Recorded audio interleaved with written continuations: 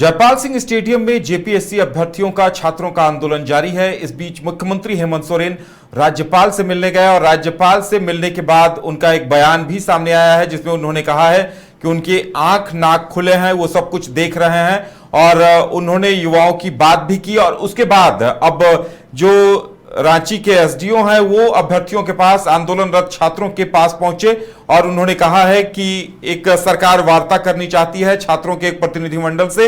लेकिन इस बीच जो जानकारी सामने आ रही है कि छात्रों ने कहा है कि वो बंद कमरे में किसी तरह की कोई वार्ता करना नहीं चाहते हैं, वो चाहते हैं कि जो भी बात हो सार्वजनिक तौर पर हो। क्या कुछ अपडेट है, इस बारे में चर्चा करेंगे। हमारे साथ हमारे वरिष्ठ सहयोगी राकेश रंजन जी हैं। राकेश जी, देखिए जानकारी आ रही है कि सरकार की तरफ से प्रस्ताव लेकर एसडीओ साहब पहुंचे थे, लेकिन अभ्यर्थियों ने उनसे वक्त मांगा है। जी हां, देखिए मुख्यमंत्री हेमंत सोरेन के निर्देश पर एसडीओ कुमार रजत और एडीएम धनंजय कुमार आंदोलन स्थल पर पहुंचे और 5 छात्रों के प्रतिनिधि मंडल को चर्चा के लिए बुलाया। तो ये एक इनविटेशन सरकार की तरफ से वार्ता को आगे बढ़ाने के लिए, या आप कह सकते हैं वार्ता की शुरुआत के लिए ज़्यादा बेहतर होगा। छात्रों ने सरकार के प्रस्ताव पर सहमति जताई है, लेकिन एक शर्त रख दी है कि बातचीत जो है वो मीडिया के सामने हो या सार्वजनिक रूप से हो, ताकि पारदर्शिता बनी रहे। देखिए, अगर इसको आप देखें उदय, तो आपको याद होगा कि जब दिल्ली में जंतर मंतर पर वार्ता की शुरू हुई थी, तो जेपी नड्डा से जब मिलने के लिए सीजेपी का प्रतिनिधिमंडल जाता था, तो उन्होंने भी एक शर्त रखी थी कि किसी जो तटस्थ जगह है वहाँ पर बातचीत हो, और फिर सरकार ने वो बात मानी थी। तो अब यहाँ पर एक उसी तरह की शर्त जो है वो छात्रों के तरफ से दी गई है। जो खबरें आ रही है उसके अनुसार कि बातचीत जो है मीडिया के सामने या सार्वजनिक रूप से हो।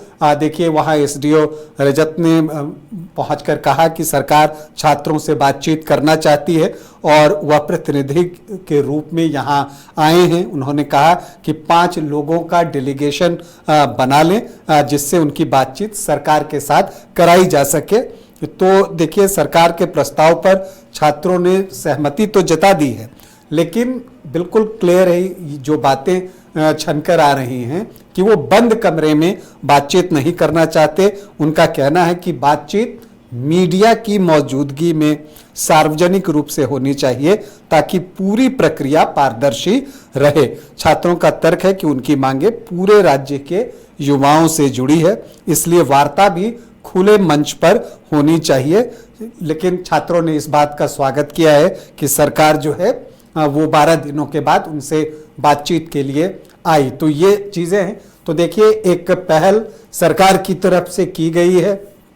अब कैसे छात्र इस पर रिएक्ट करते हैं, जैसे उन्होंने एक बात कह तो दी है कि वो चाहेंगे कि सार्वजनिक स्थल पर मीडिया के सामने बातचीत हो। अब इस पर सरकार क्या जवाब देती है, तो ये बहुत सारी चीजें हैं। लेकिन आप कह सकते हैं कि पहल सरकार की तरफ से की गई है।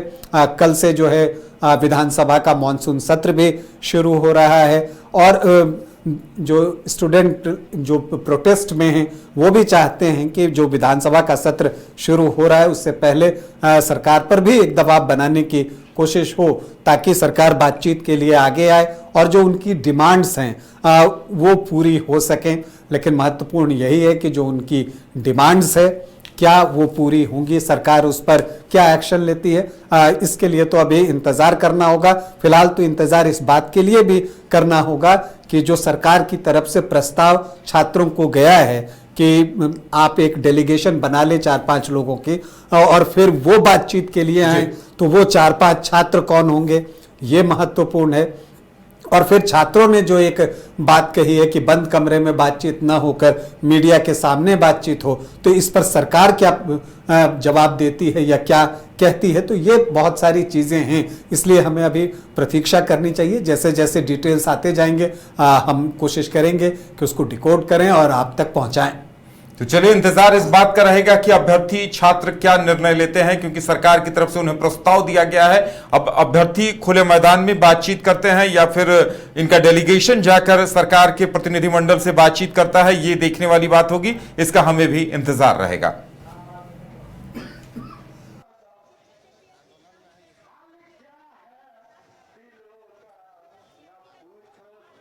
घर रहने का मकान भर नहीं, ये खुशियों की तिजोरी है।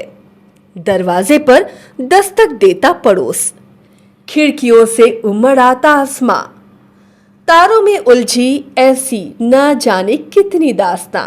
कहती हैं चले डायमंड सिटी, एक सफर हम सफर के साथ अपने घर तक।